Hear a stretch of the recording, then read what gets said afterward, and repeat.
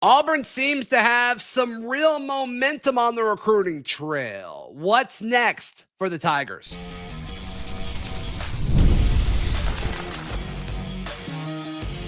You are Locked On Auburn, your daily podcast on the Auburn Tigers. Part of the Locked On Podcast Network, your team every day.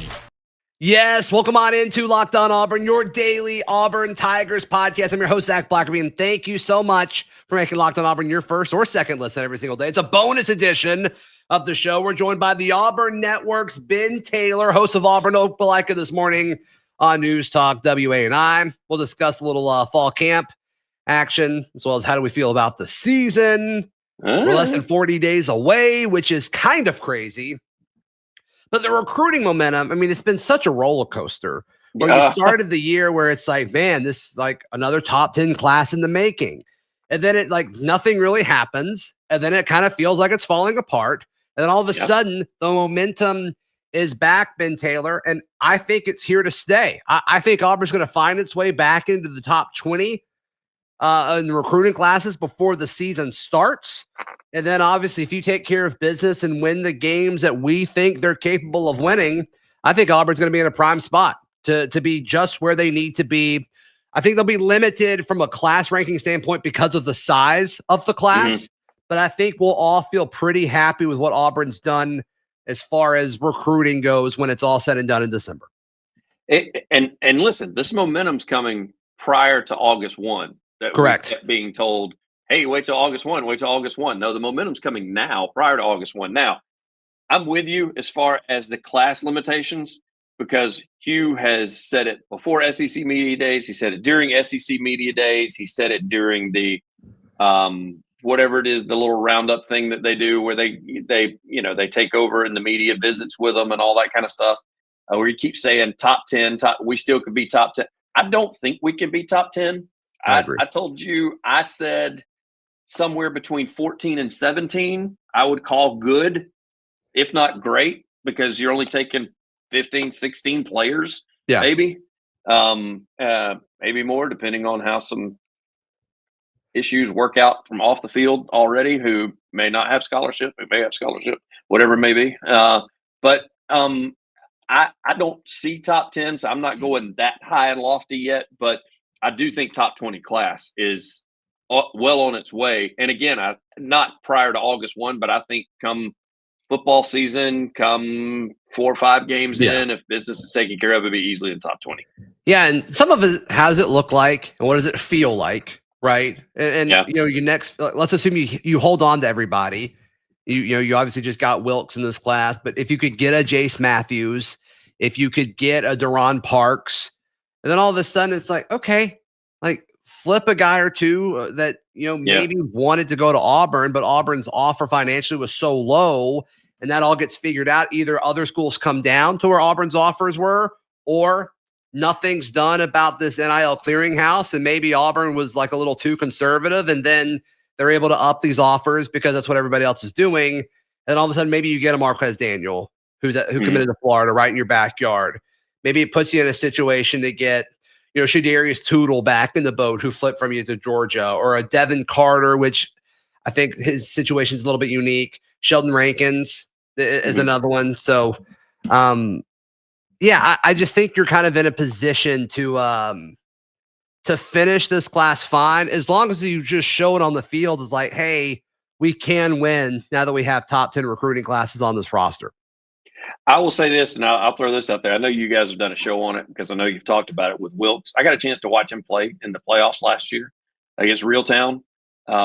Did not know that he was even visiting with Auburn at that point. And we talked, he and the quarterback for Reeltown were the only 2 players that we talked about on the entire field, just because they both stood out. Yeah. What made the Reeltown quarterback stand out is he threw the ball 75 yards down the field, and that shows up on anybody's radar.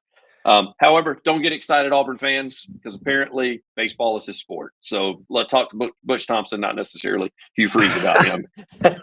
Before you guys all start going, oh, we would love a quarterback throw that. He's not going to play football. He's going to play baseball, and probably going to get drafted. But I will say Wilkes was the guy that stood out on the other side that just played both sides as well, played both offense and defense the entire time, stayed on the field the entire time. So I think people need to get excited about his athletic ability because he's going to need to put on some weight, which I know that he will. He probably will just this year before he even comes into Auburn. And then sure, once they get him on a nutrition and a weight program, he's just going to be a freak of nature. So, well, Ben, so he loves basketball. He's a basketball player, and it's hard to stay the same weight throughout a basketball season, especially no doubt like that. And so I think he's expected to be an early enrollee. It's my understanding. Mm-hmm. So this is his last basketball season. He's not going to play again because he won't be in high school anymore. So I do want he goes through an off season where it's all football. How much of the weight sticks on? I bet it's a good bit. I don't think him gaining weight is going to be a problem with that frame. Yeah. And so as far as his quickness and his hands and his ability and his everything else was good, man. He was, as I said, two people out of the entire game stood out, and it was him on that side of the football and the real-time quarterback on the other side. So he did everything. He did everything. He was even their punter. Like, he did everything for them whenever they played. He kicked field goals when he got time to kick field goals. He was a field goal kicker. Like, he did everything. So be excited about him if you had an opportunity to see him this past year. And you'll get to see him this coming year. Who knows what he will do for him as well? Maybe back-to-back state championships. We'll see.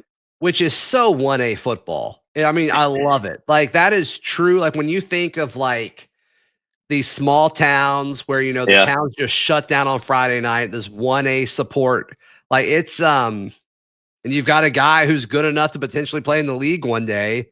Yeah, it's cool to see that. I mean, the folks in Wadley are going to talk about Jaquez Wilkes for a long time because of all the stuff you just said. That's pretty stinking cool.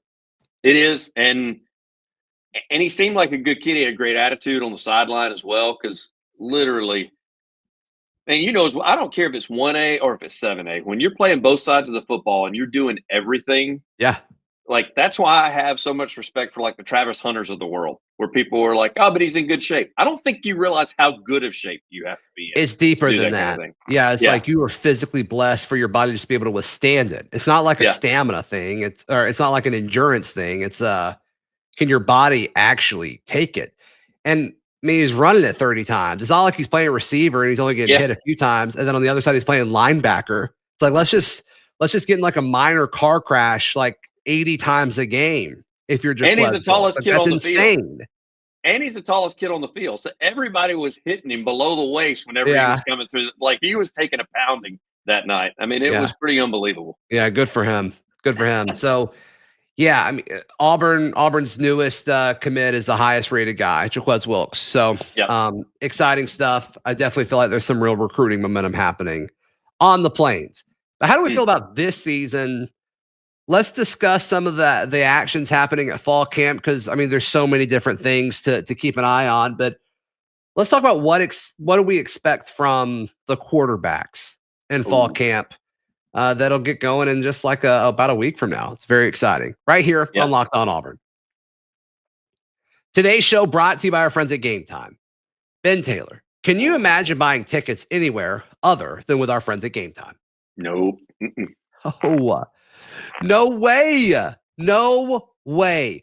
Last minute tickets, lowest prices. Look, you can save up to like 60% if you just kind of get a wild hair and you're like, you know what? Let's go to a Braves game tonight. Yeah. Let's do it. I mean, tickets are lower than normal anyway, because they're kind of not playing that well. But you can save up to 60% if you buy tickets like within like 30 minutes of first pitch. Yes. Same with concerts. There's concerts all over the place this time of year. So download the Game Time app today. Use code LOCKEDONCollege. You'll get $20 off your first purchase. Once again, that's Locked On College in the free Game Time app. Last minute tickets, lowest prices guaranteed. Thank you so much for making Locked On Auburn your first or second listen every single day. Bonus show with the guy, Ben Taylor, radio legend. You talk about the quarterbacks. I mean, Jackson Arnold won some people over last week in media days. I don't think he said anything crazy. He won you over. What specifically did he do to win you over?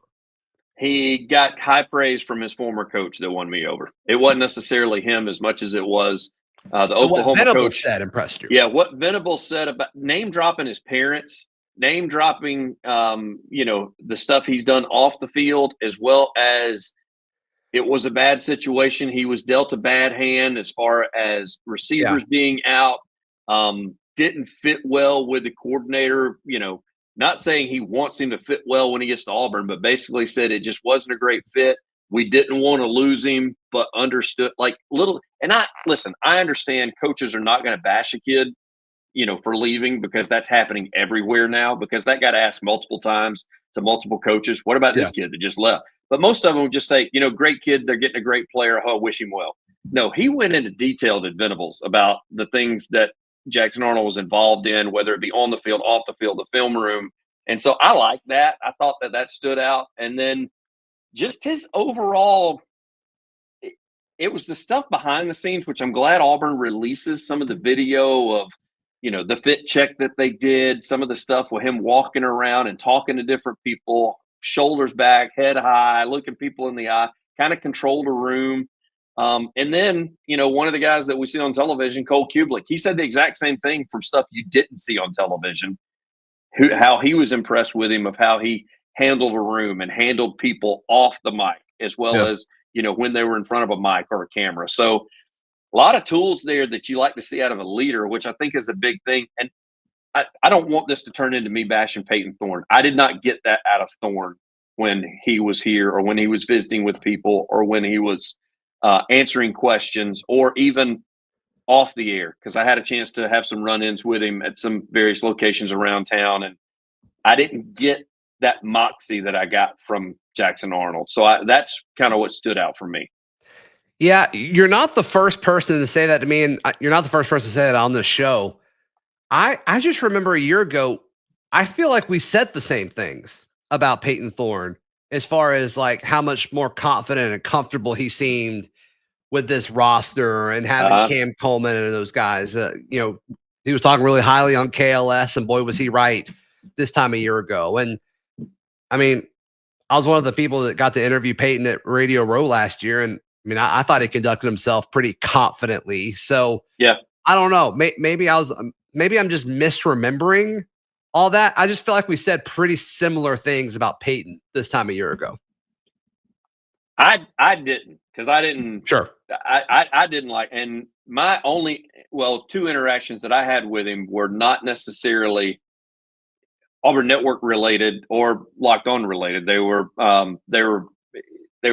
I'll just go ahead and drop it. It was another podcast I did, Dad by Golf Pod, that I did. And so we had a chance to visit with him and even talk about golf, and talk both on air and off air. And that was when I was really like, and he just doesn't have that swagger that I was kind of thinking he would have. Like that you would see an SEC court, not a cockiness. I don't want that to be confused. Just a little bit of a head held high swagger, just kind of take control of a room. I mean, when you're the starting quarterback at a Southeastern Conference school, you are known by everybody, whether you want to be or you don't want to be. That's just, it comes with the territory. I'm sorry. That's one of those things. You're the face of the franchise. Right. As everybody wants to talk to the quarterback. So I did not feel that way about Payton last year. And I think that kind of explains some things that I saw on the sideline a little bit later on. So either Jackson Arnold's going to prove what I saw out of him and what I heard from the Cole Kubliks of the world and from the Venables of the world, or I'm going to be way off base on this one. So we'll see. Yeah. I'm excited. I like Jackson a ton. I liked them before this. I don't know if SEC Media Days changed my opinion on him at all. I mean, I think that's kind of what that's what I assumed from him. I mean, he's a pretty straightforward guy. He's been used to being interviewed for so long. I mean, he was the top quarterback in his class, Mr. Football in the state of Texas, Gatorade Player of the Year, all that stuff. So we'll see. We'll see, how it translates to production throughout fall camp as far as preparation goes, and then obviously production as far as, where it actually matters on Fridays/Saturdays this year. So I'm interested, just to finish, the topic about fall camp and quarterbacks. I am interested to see what the balance is with how much they want to involve Ashton Daniels and Deuce Knight. Like, who gets more? Do either of them get any reps with the ones? Or do they just each split 50% of reps with the twos? I'm interested to see and hear how that's handled. I think Ashton Jeanty gets reps with the ones. I think there'll be some packaging in there for him For to Ashton? be in. Yes, for Ashton. And Deuce, I don't know. I don't know how the coaching staff is handling this. I mean, they clearly have said Jackson Arnold's the one. That's who we can expect to be. Even though you us Auburn fans, we all think the best quarterback in the room is going to be the number 2 guy. I don't know that at the beginning he gets a lot of stuff with the ones, but then again, they may say, you know what, let's throw him out there and just see what he does. He may help push Jackson a little bit with his athleticism. I don't know. So I think that totally lies on the coaches. I don't mind him getting reps with the ones. I just don't want to give him false hope if you're going to be the next man up, if that may not be the case. If Ashton is going to be a guy that's got some experience and that has seen some college level play, so he's probably going to be the guy that handles it better, mentally, physically to start with. So I am curious, and I think it changes throughout the start of camp, Zach. I think that first week, maybe all of them maybe see some ones, and then after that it starts dwindling off, and Jackson's ones all the time, and Ashton and Deuce are 2s, and then with some special packaging, we may see Ashton in there a couple of times with the ones. We shall see, but I don't want to create a false hope for Deuce. I don't think he has one. I think he's saying the right things of, hey, I fully expect to sit in a quarterback room, learn a ton of stuff, and be able to play when I'm called on. The QB2 dynamic is interesting for sure. Yeah. Like if you need somebody to start the season, I think it's Ashton. If you need somebody to go in for cleanup duty to give reps, I think it's Deuce. No doubt. And then it might be Deuce for both of them by the end of the season, depending on how the staff feels about his development. So that'll be fun to see and how they manage all that. Ben Taylor, how can people check out everything you've got going on? AUnetwork.com. Click on the WANI logo. Check us out. We do sports each morning after 7, Monday through Friday. We would love to have you, including a Locked On Wednesday with our own Zach Blackerby. So be sure to check us out at AUnetwork.com. Yep. Please like the video. Please subscribe. We'll see you next time. This has been Locked On Auburn.